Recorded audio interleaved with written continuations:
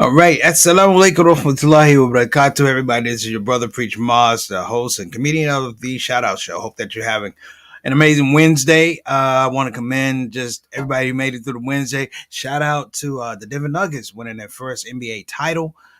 We have a lot to cover today. I want to give a shout out to our sister. Sultana will not be here today. Let's make dua for her. She had some technical issues with her equipment. We're going to make sure that we pray her up and make dua that she gets her technical stuff together because I was so looking for her to be on the show today, but we're going to do it next week.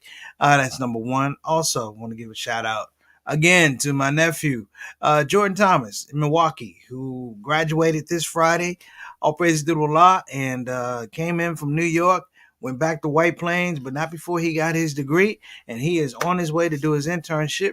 But at the end of the internship, he will be attending Yale University, so definitely want to give him some love for that. And I think other than that, just some general stuff, some good things that happen for people. I've just been making prayers. I want to make a prayer for sister Janice Tuff. She had a very difficult, I think it was hip surgery or something like that, and her mobility is extremely limited. She's out in the Pacific Northwest. I just chatted with her today. Hope that she's doing well. And this is the season where you get into the summer and you kind of realize, man, I got to work on my body, not in terms of weight or anything like that, but just maintenance. As we get older, things break down. So, I mean, that's the gist of it. So I'm hoping everybody is in a good space. Today's show, brothers and sisters, I didn't really give it a title. And the reason I gave it a title is because I just felt this overwhelming sense of and I don't talk about it often, just disgust with the current situation with politicians, the current situation with Donald Trump. I guess I woke up and I said, well, when is it enough? There's something to be said about the frustration that you deal with when you see something that doesn't work repeatedly over and over and over again. And then the people who are in that process keep giving you the same process. It's not going to work. Whether it be politicians, whether it be finances, whether it be family members, we all know the frustration of watching something over and over, knowing it's not going to work. The thing that makes this particularly difficult is that we're not a part of the process.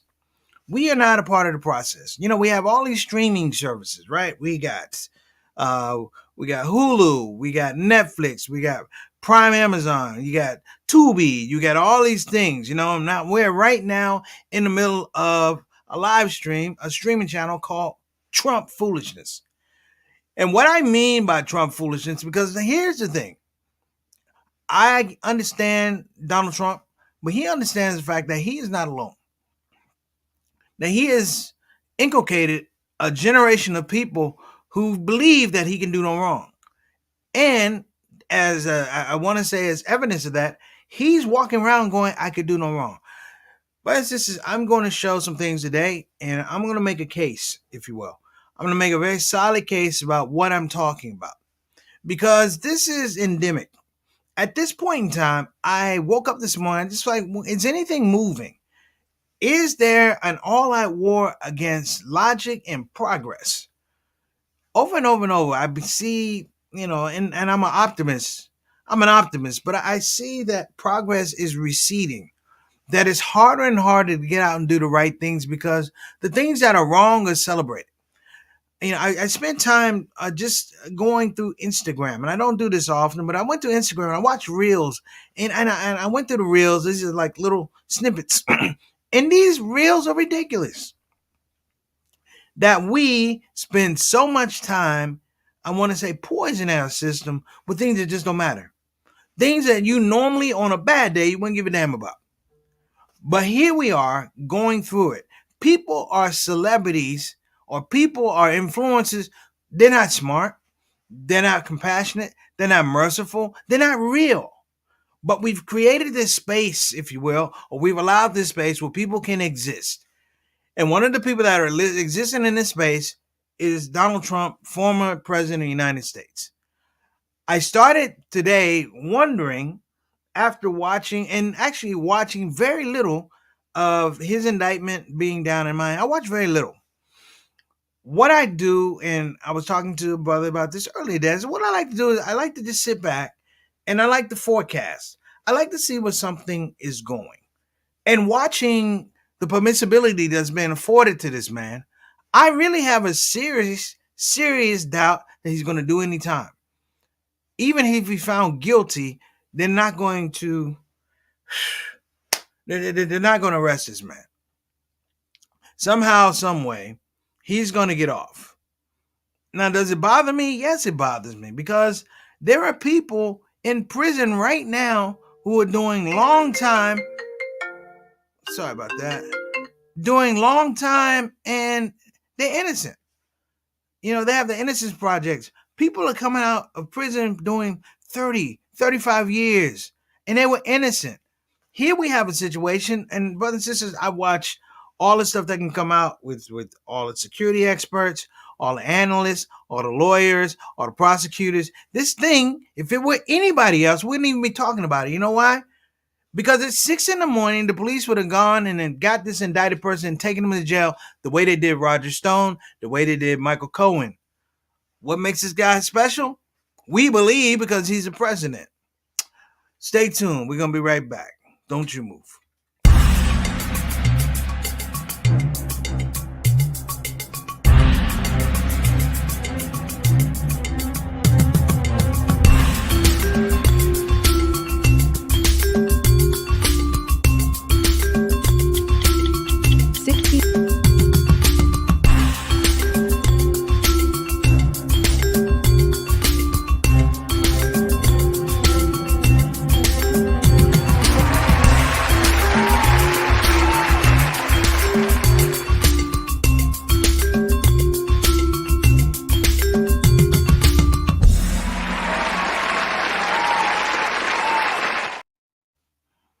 All right, before we get started, let's make sure I show some love to the people that show me love.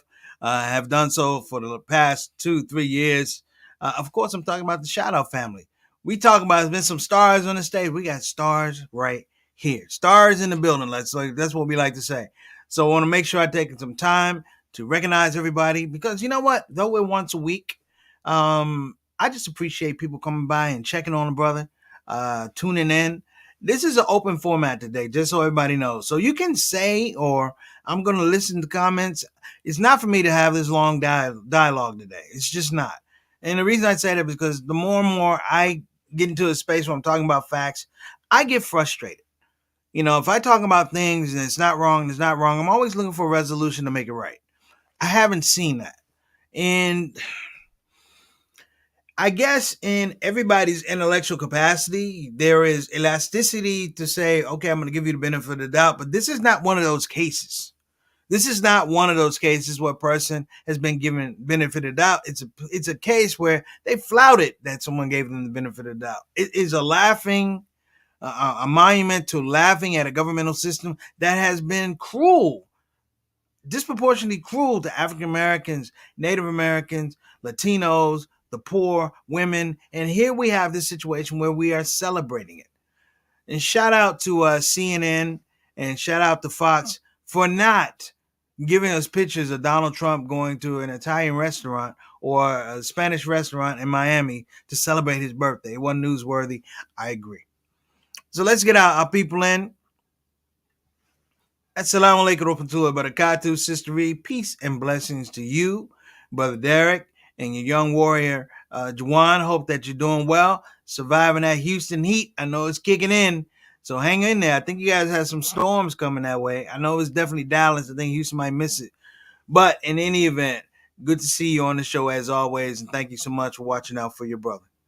Next up, we got Mary Moss Mama San, who is holding it down downstairs. That's what I say. She's in the control booth downstairs. Thank you so much, Mom. We were having a really, really good conversation. And again, thank everybody for their prayers and du'as. I want to give a shout out. She's probably not watching, but a shout out to Miss Terry Hardy, who kind of exemplifies community. Miss Hardy is a friend of my mom's from the church, and it just tells you how things work. My friend Rick, you know him as Crypto Rick.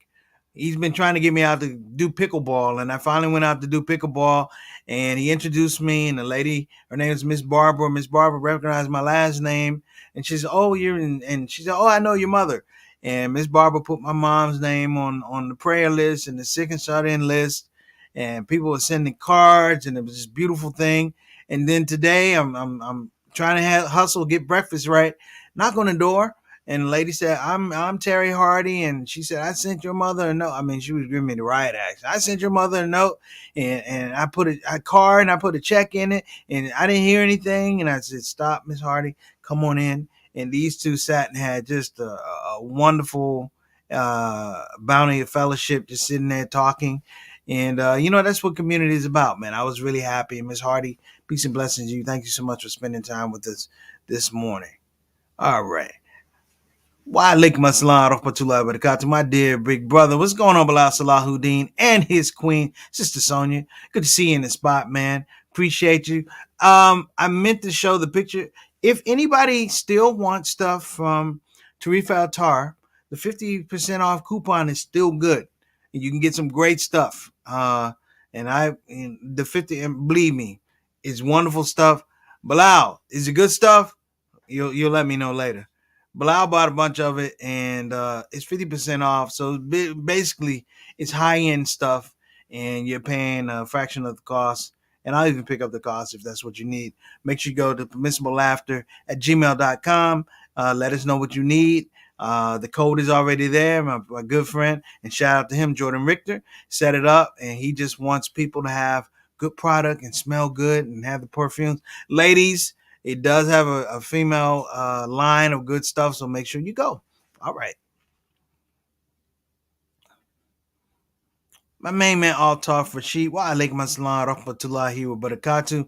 My dear brother, how are you? Tuning in all the way from Toronto, Ontario. Thank you, man. My Canadian connection, the Canadian envoy to the shout out show, Mr. 6 o'clock, straight up, straight down, brother. Always good to see you in the house, man. Peace and blessings to you and your family. We appreciate you. We appreciate everybody on the show that comes on. Man, thank you guys so much for tuning in. Wa alaikum assalam rahmatullahi wa barakatuh, my good friend, Mr. Eric Carter. I'm gonna call you by your right name, Eric. Not I've been in DC. DC is pronounced but I'm gonna call you brother Eric and respect your name, man. Thank you so much for joining us on the show. Let us know how things are going down in in South Carolina, brother. Good to see you. And my brother, black man. Give a shout out to Mark Kennedy, who wa alaikum assalam rahmatullahi wa barakatuh. He was headed to Africa. I need to know when you're going, but I guess we should catch up before you go, inshallah. If you're not, oh, you're always on your way. So when you come back, we'll catch up. But he's going to Ghana. So it's a lot of people going to Ghana. So if anybody wants to know Ghana, the Gambia, holla at your boy, because I know a lot of people over there. So enjoy yourself, Mark. And don't be, you can tune in to the shout out show. I think the internet over in Ghana works from 1 to 2. But give us a call, man. Safe travels and peace and blessings to your queen, Sister Trina. All right. Sister Reed said she put out those prayers. Thank you so much.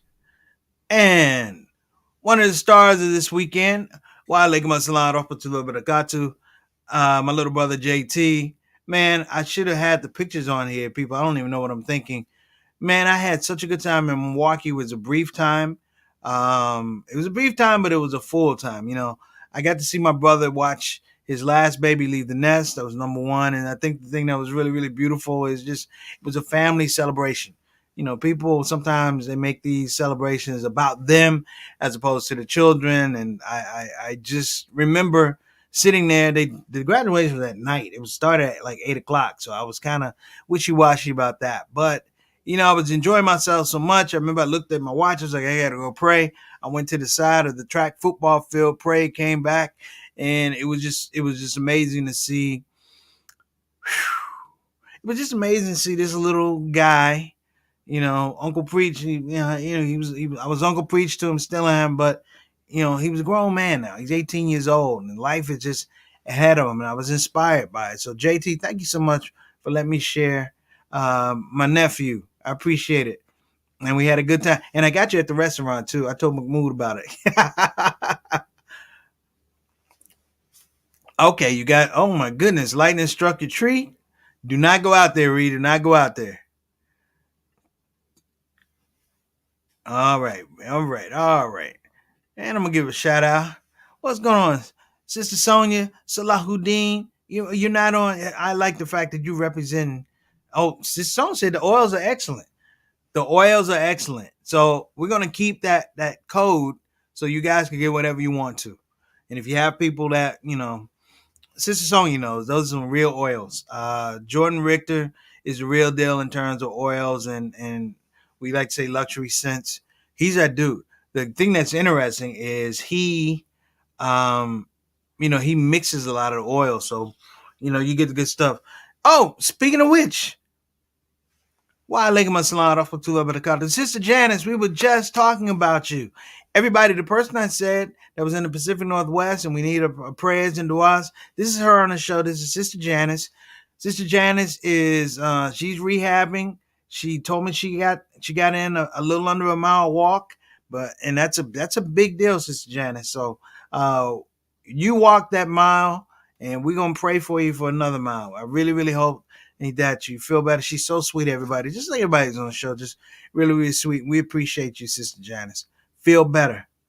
And she said, "Mashallah." Yeah, this is your platform, sister. This is your platform. So, I feel good that you came on the show. We just were talking, going back. Alhamdulillah, alhamdulillah, alhamdulillah. Allah is, God is always on time, folks. That's why you don't need to watch. Okay, so let me set this thing up. I came on the show a little bit, and anybody feel free to jump in. I think that's the only thing about the show. Everybody watch the show. You can jump in. I said I woke up this morning disgusted. And the reason I felt that way is that people, um, people too honestly, we we live by codes. We know what's right. We know what's wrong.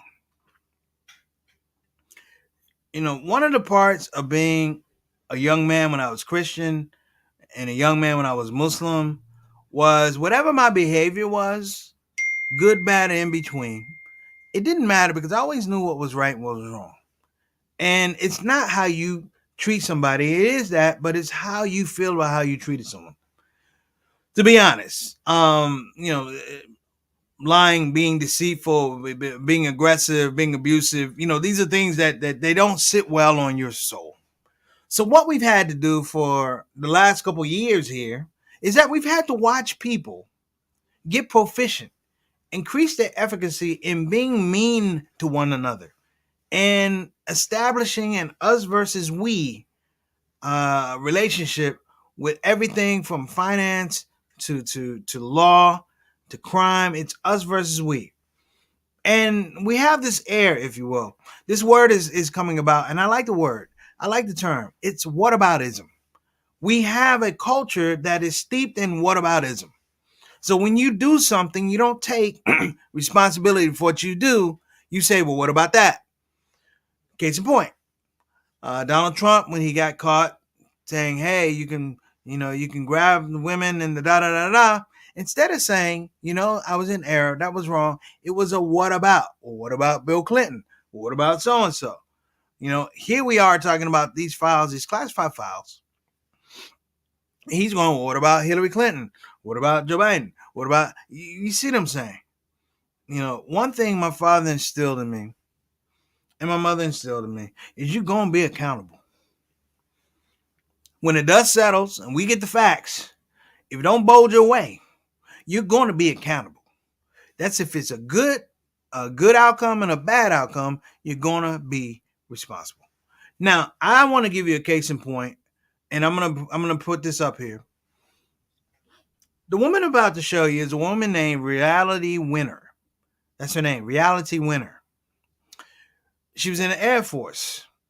This woman committed a crime according to the Espionage Act, which is what Donald Trump has been accused of. He's been indicted on.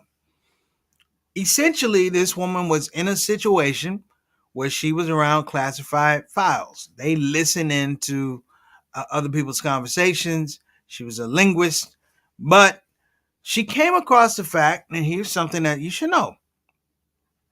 She came across the fact that there was a Russian hacking going on in a local Florida election. that it was election interference. They were trying to do that. And nobody was talking about it. So the lady took the classified document. She took the document. She snuck it out of her piece of work. She sent it to. This is crazy. She sent it to an organization that would, I guess, blow it up. No return, redress, anything. She sent it out, and she wound up being persecuted. She found out being indicted. They found out who it was. We won't even get into that. They found out who it was. She was arrested. She did a year in holding. They treated her like she was a terrorist. Honestly, brothers and sisters, she does classify under the scope of whistleblower, but I won't get into that. Nonetheless, she got 6 years. She did 5 years, 3 months for one document. We have a man that's indicted for 37 documents. 37. Let's watch a story. 60 Minutes overtime. I wonder, was it creating any kind of conversation in the workplace? Were people talking about it? In my workplace, the document kind of caused a bit of, I guess, scandalous thrill. We saw it, we said, oh, that'll be in the headlines by Friday. It's too good. And it never came up again. It just came and went. But everybody had seen it, and everybody was talking about it. Your coworkers understood the importance of it. Yes. How did you remove the document? I printed the document, and I folded it and placed it in my tights that I was wearing that day underneath my dress and walked out. It was just that simple. Yes. They gave us a lot of trust, actually. Trust that, yeah, they trusted us a lot. As you placed this envelope with no return address into the mailbox, you thought what? When I mailed it out, I 90% expected nothing to ever happen. Never expected to see it, and never expected to hear about it again. I just thought it was a drop in the bucket, a shot in the dark. It was just, that would be it. Did you have a sense of exhilaration that you had done something? No. Did you have a sense of dread that you may have done something wrong? No, I was so just numb at that time. It was just a sense of calm, like, it is what it is.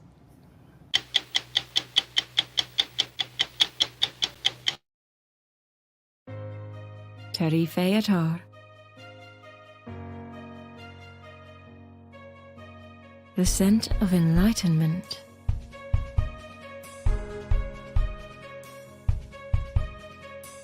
A gentle reminder that air, water, and fire indeed are life-giving essences.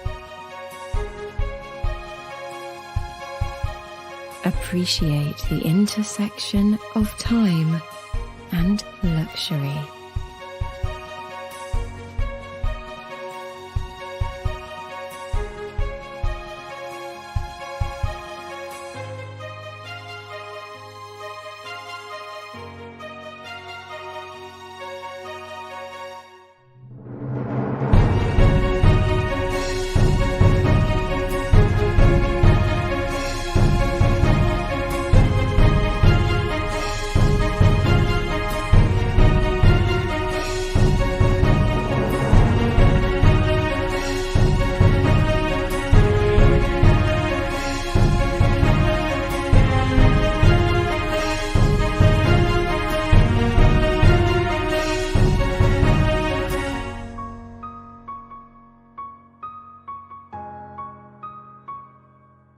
Magnify your essence.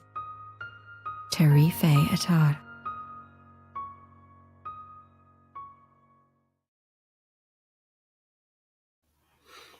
All right, we're back. Shout out to Tarifa Altar, my main man, Jordan Richter. You know, there's a saying that the most dangerous person in the room is the dumb guy that thinks he's the smartest guy in the room. Let me say it again. The most dangerous person in the room is the dumb guy that thinks he's the smartest person in the room. And the reason why that person is dangerous is they give plausible deniability to everyone else in the room who's stupid. They give people a premise whereby you're not going to ask questions because you don't want to be associated with asking a dumb question to a dumb person. That we have a case of a president, a former president, who is the epitome of the emperor who had no clothes, except it's in a legal presentation. That people are telling him he's dressed, but he's walking in the court bare butt naked.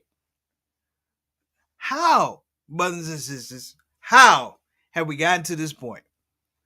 How have we gotten, and Sister Janice talked about teenagers and whataboutism. I can probably guarantee, I can speak for a lot of people on this space right now. I'm going to put that comment back up. I can speak for a lot of people in that comment section here on the Shout Out Show and say we never really got around to whataboutism. Because whataboutism in my house was more like what a butt. Like where the butt. That's what it was. You know, it was mom, dad got on that behind and you didn't get into that whataboutism. The whole philosophy of a blame system. A blame, like KRS-One said blame. Blame means because living around me isn't easy. Blame. And I think we have a situation and scenario whereby that is the culture. That is the culture in our religious communities. That is the culture in our political communities. That is the culture in our financial communities. That is the culture in our sexual communities. We have all of these things, brothers and sisters, that are, for lack of a better word, permeating progress. That they tend to retard good logic. You know, there's a thing about business. And people say, why do people go out of business? I'm going to tell you why a lot of people go out of business. Because sometimes the marketplace that you're dealing with is saturated with bad ideas, bad salesmen, bad concept people, bad product.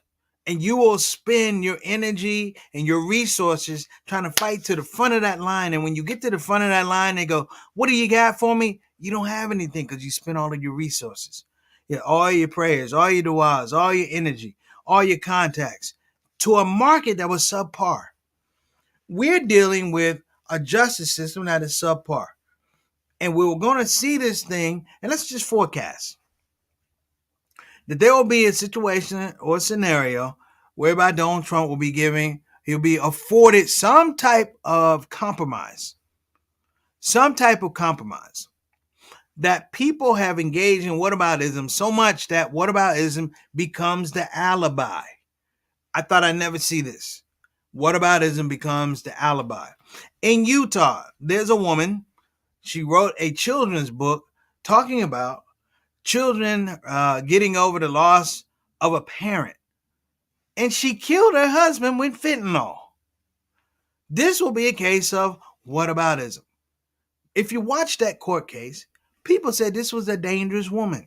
She had been doing things long, but the premise in society in the time that we live in allows people latitude who are dangerous to do dangerous things. Hence, earlier before, the most dangerous person in the room is the dumb person who thinks they're the smartest person in the room. Why? Because you're cut off. When I taught special ed, one of the things, and I've said this before, when I taught special ed, one of the requirements to be listed as severely emotionally disturbed is that your behavior was so extreme that you could not function in a regular education classroom. You couldn't be around a bunch of other students. When you walked into a special ed class, the chairs were all spread out. So for a room that normally held 30, it might hold 11 or 10 because the kids couldn't manage. My question back then is my question now. What happens when it's not that the behaviors are so extreme, but the environment becomes so extreme? And that environment, brothers, this is where we are right now. Just recently, there's a young man, he's going to get They found this guy. He was actually talking about Donald Trump like he was his father, like he was a father figure to him. And but when they put that time on him, though, he was like, I'm dumb, I'm stupid. He said, I shouldn't have followed Donald Trump. I'm dumb. This is the guy who took the taser and put it in Detective Falcone's neck and buzzed him, ended his career. He's gonna do time. They're trying to give him 15 years. He's trying to say he was slow and die. But here's the thing, though. He didn't offer himself up and say that I did these terrible things. He didn't say that I broke a law, I committed a crime. It was internet sleuths who found out who this guy was. They tracked him down, and now he's going to do major time. Now here's the rub. If all of these people, including reality winner, are doing time, then why isn't Donald Trump doing time? If you go back to the shout out shows previously, you can go back to 2020, you can go back before COVID, you can go back to some of my acts on stage. And I stated the problem with Donald Trump was that not that he was corrupt, but that he came from a corrupt family. Here in Washington, D.C., it's on record that his father engaged in housing discrimination. It's here on record. That dirt, brothers and sisters, has been around a long time. Hold on a minute. We got something. Shaitan is on his post. Truth is masked by lies. Lies are manifested as truth. You're 100% right. You're 100% right. What happens when somebody asks you a question and you don't think the truth is good enough? To Sister Sonia's point, what happens when the truth isn't good enough? I've been in that space of entertainment. The truth is not good enough. They'll tell you what happened. You tell them what happened, say, but they don't say that, say this. When you go in, when you have a lawyer, that don't say that, say this. But this is what happened. Yeah, but say it like this. Why can't I say it like it happened? Why can't I say it truthfully? This is the whole thing is we make allowances. Now, we are a part of the problem in this regard. Maybe we weren't vocal enough. I'm watching a thing this morning.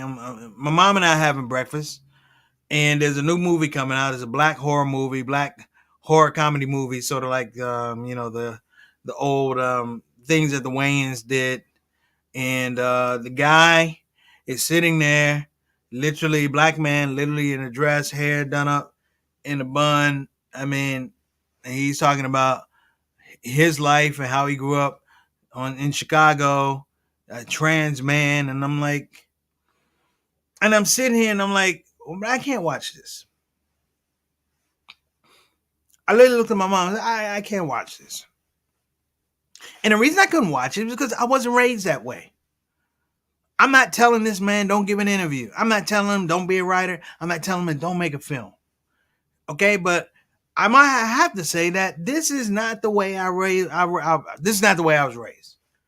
These things were not all right. The fact that we have to sit around and watch this stuff come around our children makes me even more worried, because this is another classic case of whataboutism, led by and demonstrated by Donald Trump. We now flaunt things. 10 years ago, you didn't flaunt things like this. 15 years ago, you didn't flaunt things like this. Nixon lost his job for lying. Watergate tapes, lost his job for lying. And let's be careful. Let's be honest. Brothers and sisters, the government had to buy those tapes from him, the Watergate tapes. So what is it that we're dealing with? Why are we, or judicial system, so inept? Why is the judicial system so afraid of Donald Trump? I have my reasons. I have my thoughts about why they're so afraid. I believe one of the reasons that they're so worried is because Trump represents something that they don't want to talk about. That in the heart of hearts of some of our main politicians, Republican and Democrats, they want to put out that this is the way I really feel about the people. Donald Trump does not care about the people unless he's able to manipulate them for what he wants. Is he wrong? No, he's honest. But there's a plethora of other politicians who have been stuck in this role. They've been lying through their teeth. They've been playing the game, running the hustle, trying to act like they care. And Donald Trump just doesn't care. And they aspire, they find, they live through this example, if you will.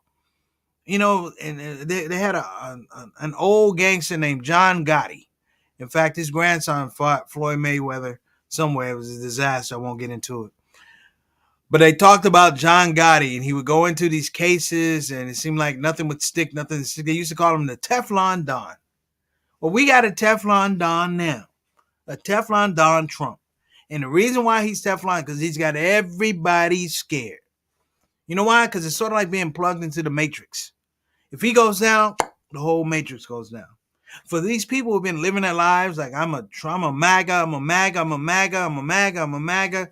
These new terms that have come out in the last 4 years, you know, make America great again, red hat, stuff like this. This is Nazi stuff. This is the brown shirts. This is Hitler before he was Hitler. You know, only thing about this guy is he's greedy. He wants money, power, sex, all that type of stuff. You've got 2 indictments current and another one's going to come up in Georgia. And yet, this gentleman is still running. What does that say about America? What does it say about the judicial system? You know, Attorney Garland was making the case that he stood behind his attorney general for this thing. This is not something that even has to be rectified. It doesn't even have to be explained. But here we are trying to explain that we have a premise to do this. None of us ever has a platform we have to explain a premise. But you know why? Because we're not doing dumb things. We're literally not putting ourselves in harm's way. And let's be honest, this is not a case of 37 counts. Okay, this is not a situation of 37 counts. 31 of them have to do with the fact that you put the country in harm's way. What's the difference between him and Reality Winner? Nothing. Except she went to jail. She's out now, living somewhere in Texas. But she did a fair amount of her time. She got federal time. She was in Texas, Caswell, Texas. She did federal time. She did 80% of her sentence, 5 years and 3 months. Will this man go to jail? And the killer part is, there's a good chance he won't, because people are so tied into this illogical relationship with fake pedagogy, and even more so, status quo. That to lower the prominence of a president to a person who's a perp scares people to death. It scares people to death. You know, when Barack Obama, and I'm going to bring this up, when Barack Obama became president, I can remember this guy trying to discredit Barack Obama, leading to this movement called the birthers. He wasn't born here. You have to show me. And I'm like, this is the wicked perversion of white supremacy at its best. I need you to explain to me in your terms why I have a right to oppress you. This is the most ridiculous thing in the world. I need you to explain to me and give me a pathway of why I have a right to oppress you. That's number one. Number two is, if I can't oppress you, then we're going to create laws. Laws, brothers and sisters, are like seeds that you put in the ground. You put water over them, and if it's a good law, it grows. And if it's a bad law, it chokes out the good laws. Over and over again, we've come to this situation, and we and it's not even happenstance. We know when people are guilty. Years ago, a friend of mine up in Baltimore, he was charged with murder. And I remember going to the trial, and they said, "How do you plead?" And he had a lawyer. He said, "I'm guilty." And the lawyer's like, "No, you can say no." He said, "No, I'm guilty." And the question was, why? And when I wrote him, I said, why did you say you're guilty? He said, "Look, why prolong the process? Why prolong a lie?" He said, "The truth is, I killed this person. I didn't have a good reason to do it. I did it."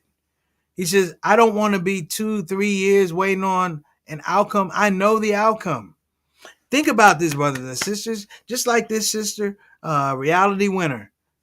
You know, it's hard to get away with crime these days. It's hard. Surveillance. They check your emails. They check your texts. They know your Instagram, your social media, your bank account. They can get a writ to get into your bank account. They get a writ to get into your mortgage. They can get a writ to look at anything they need to if there is, quote unquote, probable cause. Somebody can write a subpoena right now. Preacher Moss, we want your microphone and your lights. Why? Probable cause. Because you might be slow cooking crack. I don't know. Hell, these are the things that they come up with. And if you ever understand the judicial process, the way it works, this is a judicial process that's meant to make sure that the people who can't defend themselves, the people who have the least information, are going to do the most time, and they're going to suffer the most amount of years in prison, incarceration. Book it. I'm telling you now, there's a courtroom somewhere in America filled with a bunch of people that are going to go do time, they're going to do time due to the fact that they just didn't understand the law. That their lawyers, these public defenders, they don't try cases. They plead them down. And this is the thing that I want everyone to know about this situation with Donald Trump and situations that will come afterwards. Because more is going to come afterwards. You know why? I'm going to tell you why. Because Donald Trump is a snitch. He is a snitch. And given this situation with all these files, he's going to get in the back room and he's going to start telling on people. I guarantee. Am I wrong? If I'm wrong, I'm just wrong. But if you start lining all this stuff up, let's be honest, you start lining it up, it sets up for him to be a snitch. He's going to tell on people. And the people he's going to tell on are some of the people who are trying to run for president right now, or the people who are going to finance the folks that are going to run for president. I could say he's an evil dude, but I think it would make an understatement on the fact that he thinks that he's right. I could say he's an evil dude, but I want to classify that this guy thinks that he's right. This unique episode of exceptionalism here in the United States that has lasted for the last 10 years, 15 years, has come back to haunt us. The exceptionalism we used to throw out towards third world countries, European countries, we're the United States, whatever we say goes, we're right. Even when we're wrong, we're right. It has come home to roost here and now. And now we sit here with aspects that the government may not move correctly. You've already seen a coup, brothers and sisters, and the person who led the coup is running for president, who never apologized, who never visited the graves of the people who were ill, who never visited the officers that were injured, who never made a formal apology about, hey, listen, I said some things that triggered people off. But he says things that trigger people off because he feels like I'm right in doing so. Who went to Georgia, a place where he is facing a certain indictment, and basically did the same thing. He thumbed his nose at the system. And the crazy part is, thumbing your nose at the system is one thing. Thumbing your nose at the system and you don't have a system after that is scary. All right. We're going to be right back on the Shout Out Show. Don't you move. Preach Moss. Yeah, so, my first, introduction to convenient urgent care, they were providing masks and supplies for people who didn't have supplies during COVID. And I went to pick them up and was going to take them around to some of the local areas. And I ran into a brother named Ijaz Saeed. And as I began to talk to Ijaz, it was very, very clear that this brother had a vision for community service. Oftentimes, when you have urgent cares in a situation that they're not necessarily doing a prevention or education, he came up with the term a home of the smart patient. And I understand what that means. It means that people really want to be in tune about their health, but at the same time, they also want to be in tune about the people who are providing health. This is a very organic relationship. And little did I know, a year or so later, I would actually have to call on their services when I was dealing with some physical trauma, if you will. And I have to say, they held my hand and they took me through the process.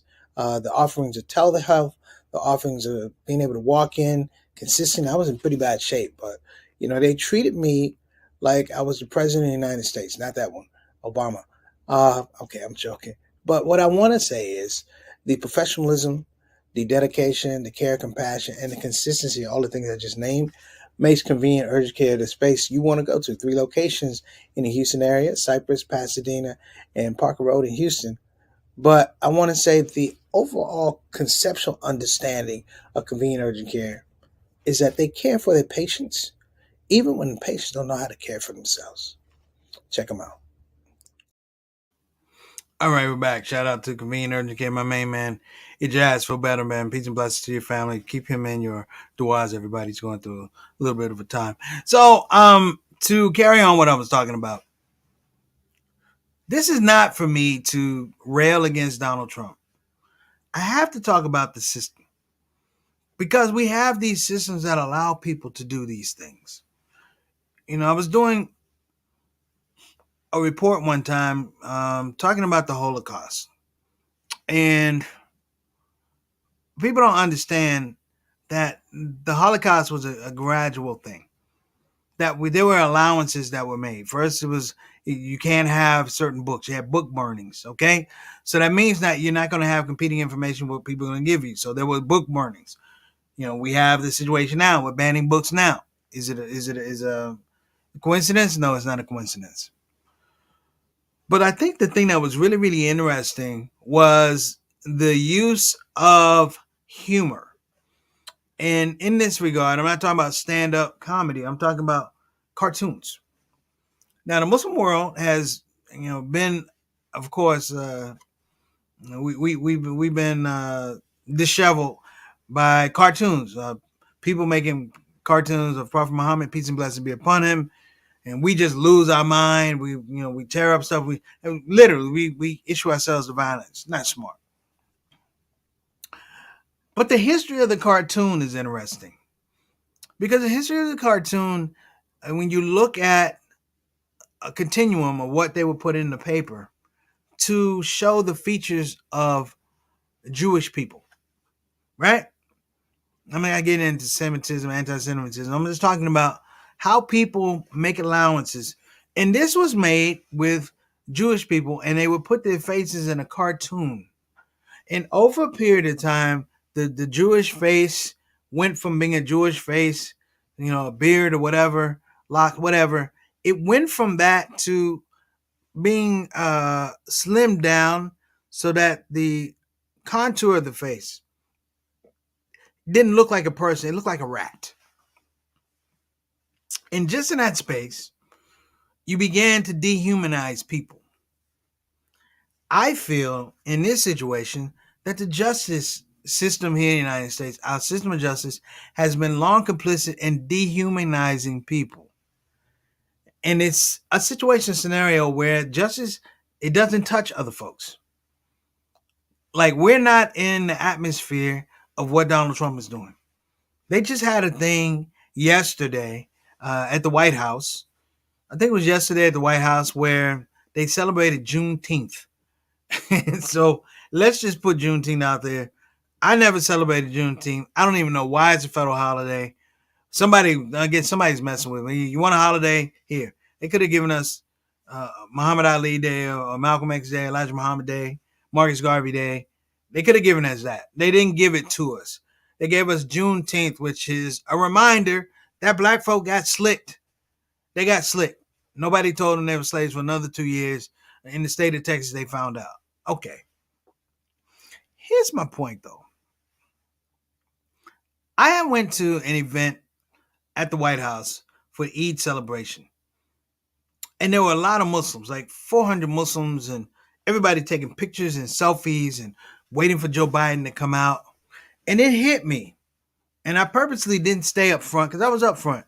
I came to the back and it hit me that to be in the same room with Joe Biden, I might as well just be watching my own TV. And what I mean is, he doesn't understand my politics. I can't go to Joe Biden outside of maybe a photo op and talk to him. One of my favorite comedians, Moms Maybe, who I love dearly, had a relationship with had a relationship with President Lyndon B. Johnson, and it wasn't a photo op.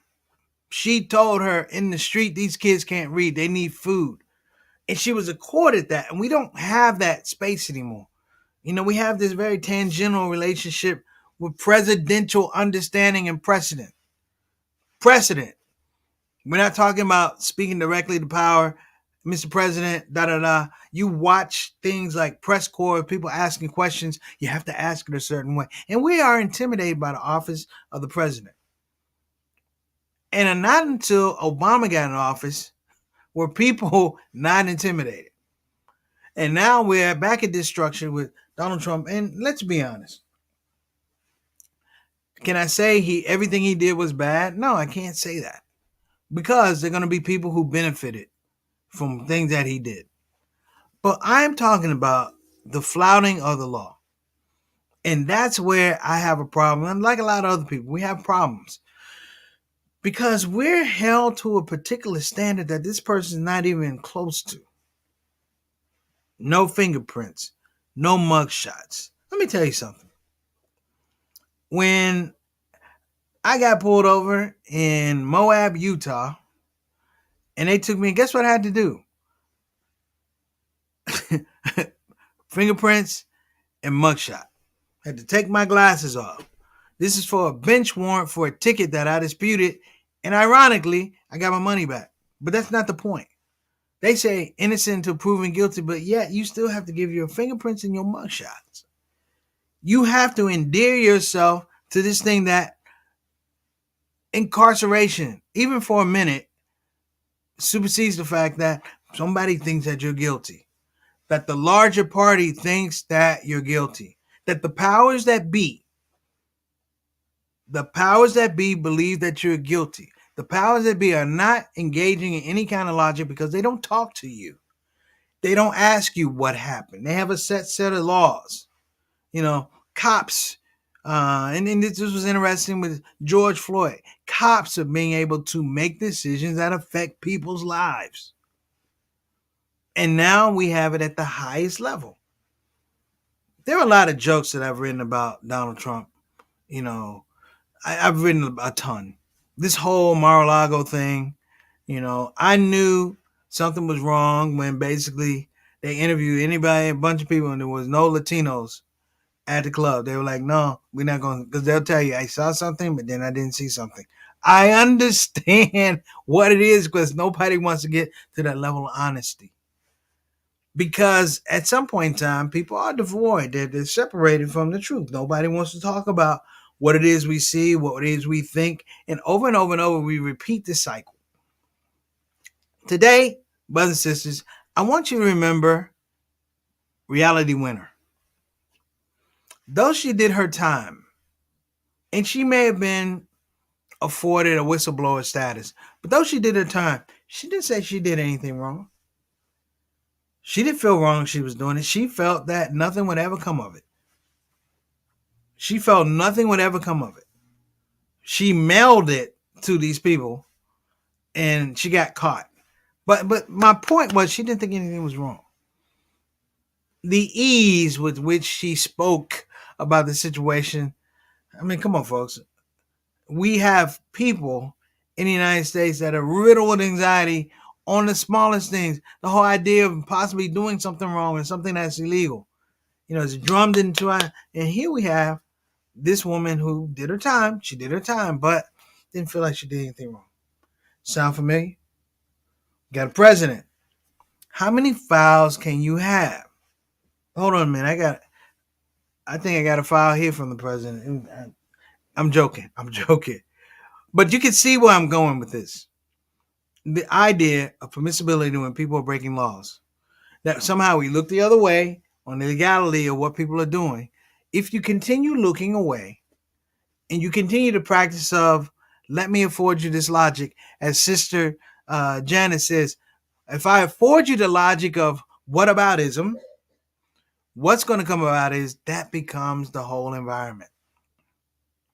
And the legal system doesn't work. I'm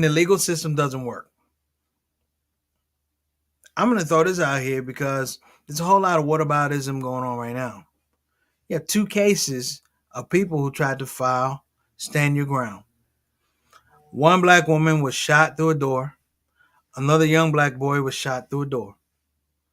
Two different cases, white male, white female.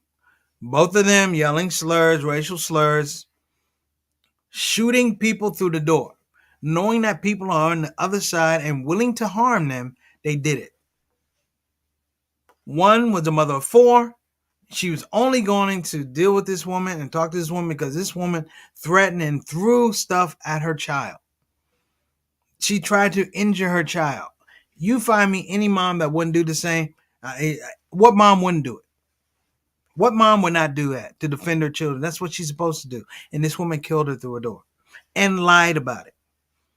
A young black boy goes to the wrong house to pick up his brother, and this man shoots him through the door. See, there's not a long walk from what Trump did to these cases I just talked to you about, because the string in between them is a flawed logic. The thing that's in between them is exceptionalism. The thing that's in between them is whataboutism. Well, what about them coming to my door and being on my property? Dude, Jehovah's Witnesses probably came to your door on Friday. You didn't shoot them. You looked through a peephole, you saw a black body, and you saw an opportunity, and you killed them. It's no different with politicians.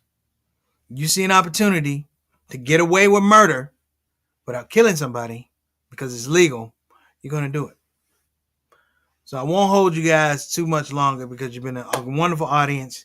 I appreciate you. Let's give a shout out again to Sister Tough. Hope that you're feeling well. JT, let me know how you like those oils, man. You didn't tell me anything. I gave JT a nice set. Everybody else, Blau, thank you so much for sharing the picture. Family, I appreciate you. I'm going to sign off a little early just because I can. I feel like once the show is finished, it's finished. I don't need to keep anybody on. You guys have been lovely. Keep me in your duas. Keep my mother in your duas. Keep my father in your duas. May Allah be pleased with him, accept his good deeds, forgive his bad deeds, and give him the highest levels of paradise. You guys have been exceptional. Hope to see you soon. Assalamu alaikum wa rahmatullahi wa barakatuh. Our guest next week, inshallah, will be Mr. Corey Holcomb. Take care now. Bye-bye.